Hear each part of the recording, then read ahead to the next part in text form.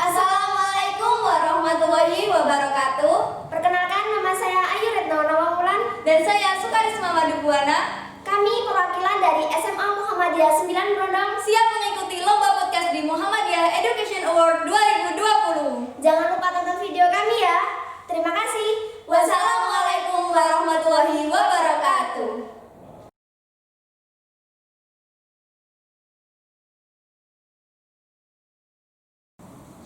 Assalamualaikum warahmatullahi wabarakatuh. Perkenalkan, nama saya Ayu Retno Nawangwulan. Saya di sini sebagai host. Pada kesempatan kali ini, saya sudah ditemani oleh salah satu teman saya. Perkenalkan, namanya Sukarisma Madubuana. Halo teman-teman, halo juga Mbak Ayu. Selamat pagi Mbak Riris. Selamat pagi Mbak Ayu. Bagaimana kabarnya hari ini? Alhamdulillah baik sekali. Kalau Mbak Ayu sendiri gimana? Alhamdulillah, saya sehat walafiat.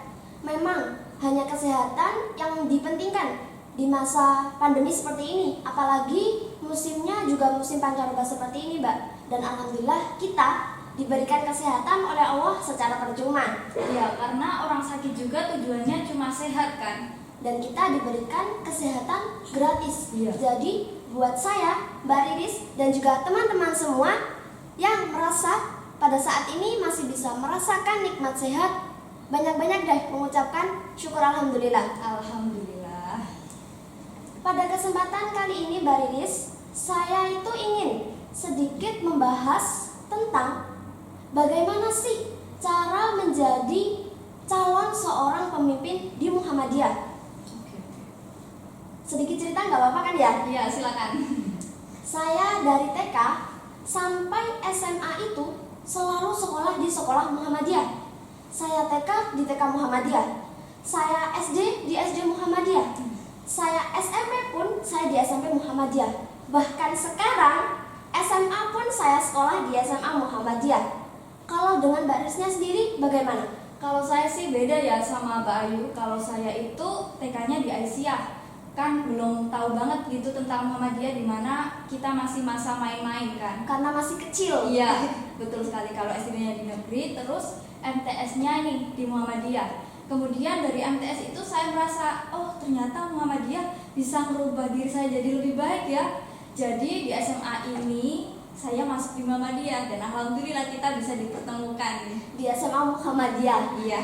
Jadi bisa dibilang Mbak Riris ini baru merasakan atau ya baru mengenal Muhammadiyah itu pas waktu MTS. Betul sekali Mbak Ayu. Kalau saya sih dari SD, bisa dibilang seperti itu. Iya. Kalau tadi cerita mengenai sekolah saya dan juga Mbak Riris. Kalau masalah tempat tinggal nih Mbak ya, tempat tinggal yang saya tinggali ini hampir rata-rata, bahkan bisa dikatakan 90% penduduknya itu adalah orang Muhammadiyah. Nah, saya itu penasaran gitu loh Mbak, sebenarnya arti dari Muhammadiyah sendiri itu apa? Jadi Muhammadiyah itu adalah sebuah persyarikatan yang merupakan gerakan Islam, di mana maksud dari gerakannya adalah dakwah Islam amar ma'ruf nahi mungkar, Mbak Ayu dan teman-teman sekalian. Gerakan dakwah amar ma'ruf nahi mungkar. Iya. Saya itu sering mendengar di setiap lembaga yang bernaungan Muhammadiyah itu selalu menyebutkan amar ma'ruf nahi mungkar. Nah, arti dari amar ma'ruf nahi mungkar sendiri itu apa sih, Mbak? Jadi dakwah amar ma'ruf nahi mungkar itu adalah dakwah di mana kita senantiasa mengajak kepada kebaikan dan mencegah dari kemungkaran. Kalau tadi bahas mengenai arti Muhammadiyah, kalau sekarang apakah ada pembeda antara Muhammadiyah dengan organisasi yang lain? Apakah di dalam Muhammadiyah itu memiliki ciri-ciri atau sifat-sifat khusus sehingga kita bisa membedakan antara Muhammadiyah dengan organisasi yang lain? Oke, jadi sifat Muhammadiyah itu kan ada dalam kepribadian Muhammadiyah. Di antaranya itu seperti kita harus berjuang dan beramal untuk perdamaian dan kesejahteraan. Kemudian kita harus memperbanyak kawan dan mempererat ukhuwah Islamiyah. Dan selanjutnya kita bersifat keagamaan dan kemasyarakatan. Seperti itu, Mbak. Jadi lumayan banyak ya Iya. sifat-sifat khusus dari Muhammadiyah. Kalau dari sifat-sifat yang baru disebutkan tadi, sekarang kita coba deh bahas dari lingkungan sekolah kita ini sendiri. Iya. Apakah dari murid-murid SMA Muhammadiyah 9 Brondong ini, menurut Mbak Riris itu sudah bisa mengaplikasikan atau melaksanakan sifat dan sikap tersebut? Alhamdulillah.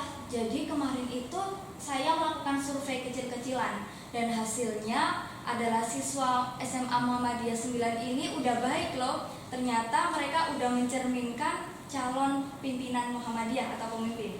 Jadi itu diantaranya sifatnya adalah rajin sholat, aktif berorganisasi, peduli kepada teman, dan bahkan dari hasil presentasi yang paling sedikit adalah cuma 72,7%, di mana itu dalam hal membaca dan menambah wawasan. Jadi hal itu mengartikan bahwa kita di SMA itu dalam segi literasi kurang ya Mbak Ayu.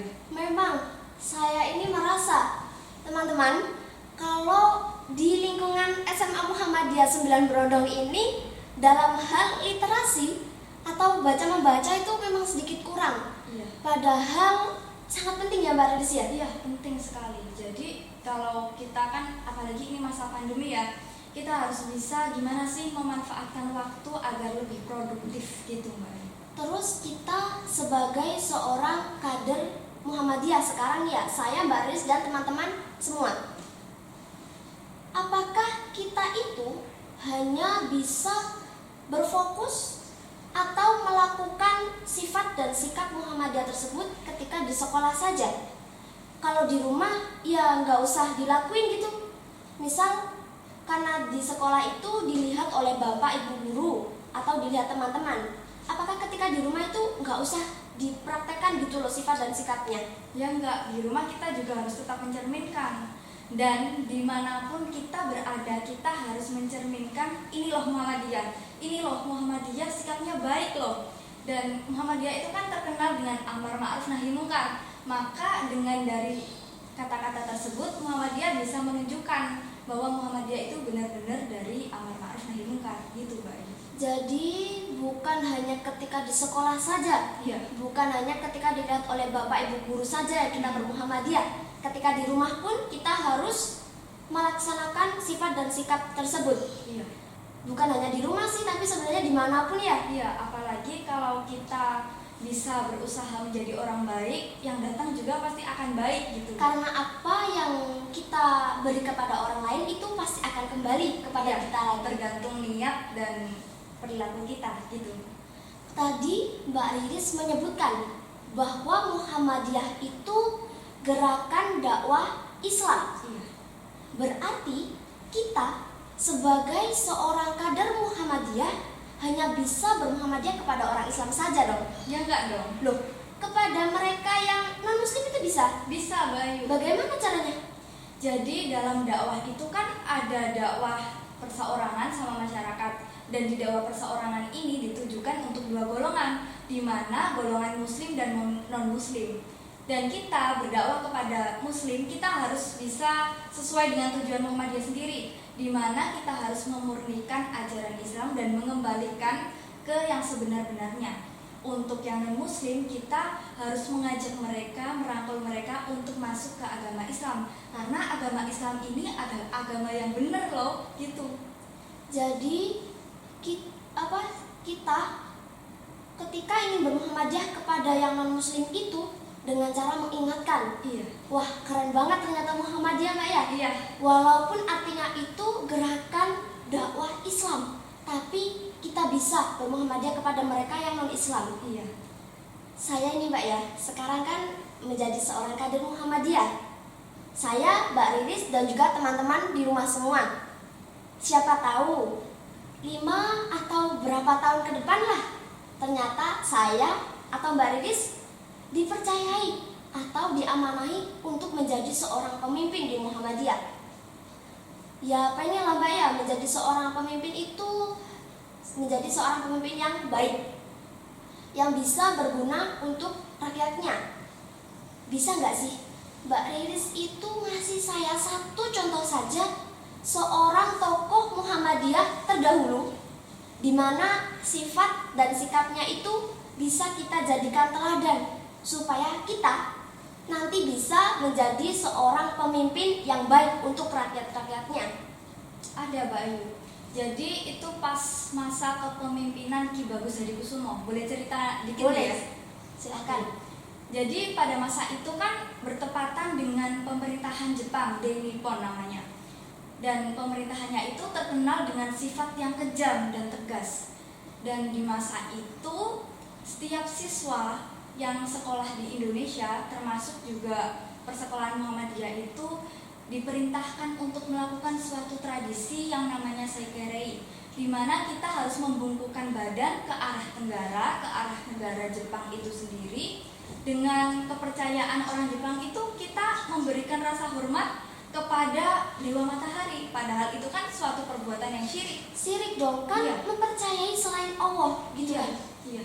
Dan kemudian Ki Bagus Hadikusumo itu bisa berdebat dengan orang Jepang, di mana dia rela untuk menanggung resiko yang tinggi atau hal-hal yang bisa kita takuti lah untuk pada masa organisasi Muhammadiyah ini. Jadi Ki Bagus Hadikusumo itu berdebat, parah lah debatnya. Jadi dan hasilnya itu Muhammadiyah bisa diberikan dispensasi khusus oleh pemerintah Jepang agar tidak melakukan tradisi tersebut, karena Ki Bagus Hadikusumo bermaksud untuk menyelamatkan anggota-anggota Islam agar tidak terjerumus kepada suatu kemusyrikan. Gitu Mbak Ayu dan teman-teman sekalian. Wah, berarti yang bisa saya tangkap dari cerita Ki Bagus Hadikusumo tadi, menjadi seorang pemimpin itu harus mempunyai sifat tegas, berani mengambil resiko, bisa membedakan mana yang salah dan mana yang benar. Walaupun toh nanti di belakang kita akan mendapatkan resiko yang lumayan besar, tapi nggak apa-apa demi membela kebenaran. Dan ini juga harus kita terapkan dan juga teman-teman sekalian juga. Kalau dalam masalah kehidupan Islami, warga Muhammadiyahnya sendiri itu seperti apa, Mbak? Jadi kehidupan Islami warga Muhammadiyah itu kan ada banyak ya. Ada kehidupan pribadi, organisasi, keluarga, sama muamalah juga, sama bermasyarakat. Yang mana dulu nih yang harus kita bahas? Coba kita bahas masalah kehidupan pribadi dulu deh. Oke, jadi dalam kehidupan pribadi yang harus pertama kita lakukan adalah memegang prinsip dan nilai kepada akidah kita. Jadi akidah kita harus senantiasa bertauhid kepada Allah Subhanahu wa Ta'ala. Dan kemudian di setiap aktivitas sehari-hari kita harus melakukan arti dari tauhid tersebut, Mbak Ayu. Dan kemudian untuk akhlak kita sendiri, kita harus senantiasa meneladani akhlak Rasul, di mana ada tablik, menyampaikan, sidik, jujur, amanah, dapat dipercaya, juga fatonah, berpikiran cerdas. Kemudian kita juga harus menghindari penyakit-penyakit, ada syirik, tahayul, bid'ah, khurafat, gitu Mbak Ayu. Tadi masalah kehidupan pribadi. Kalau dalam kehidupan organisasinya sendiri gimana, Mbak Riris? Jadi dalam kehidupan organisasi kita harus mencerminkan akhlak Rasulullah itu tadi. Kita harus yang pertama nih, tanggung jawab. Apapun tugas yang diberikan, apapun kedudukan kita harus bisa amanah dalam sesuatu tersebut. Karena itu kan gede banget ya pahalanya, juga itu hisabnya. Dan kemudian kita harus jujur dan dapat menghargai pendapat orang lain. Dimana kalau berorganisasi sendiri, pendapat orang lain kan itu kan Penting. Iya. Karena organisasi adalah kumpulan banyak orang, Iya. bukan milik kita sendiri. Jadi kesimpulannya teman-teman yang bisa saya tangkap dari jawaban yang Mbak Riris berikan tadi, menjadi calon pemimpin di Muhammadiyah itu tidak bisa sembarangan, harus memiliki beberapa sifat, sikap, dan kriteria tertentu, seperti meneladani sifat dan sikap Rasulullah yang disebutkan Mbak Riris tadi. Ada sidik, tablik, amanah, dan fatonah. Selain itu juga kita harus memiliki sifat yang tegas, berani membela kebenaran, berani mengambil resiko. Terus yang ketiga adalah kita tidak boleh egois. Karena organisasi ini adalah kumpulan banyak orang, bukan milik kita sendiri. Jadi sejauh mungkin buang deh kata egois itu. Terima kasih Mbak Riris atas waktunya. Iya. Semoga jawaban yang Mbak Riris berikan tadi bisa bermanfaat untuk saya, Mbak Riris, dan teman-teman semua di rumah. Amin. Kurang lebihnya itu saja yang dapat kami sampaikan. Mohon maaf apabila saya, Mbak Riris, dalam mengucapkan kata ada kesalahan. Nun wal qalami wa ma yasturun. Wassalamualaikum warahmatullahi wabarakatuh.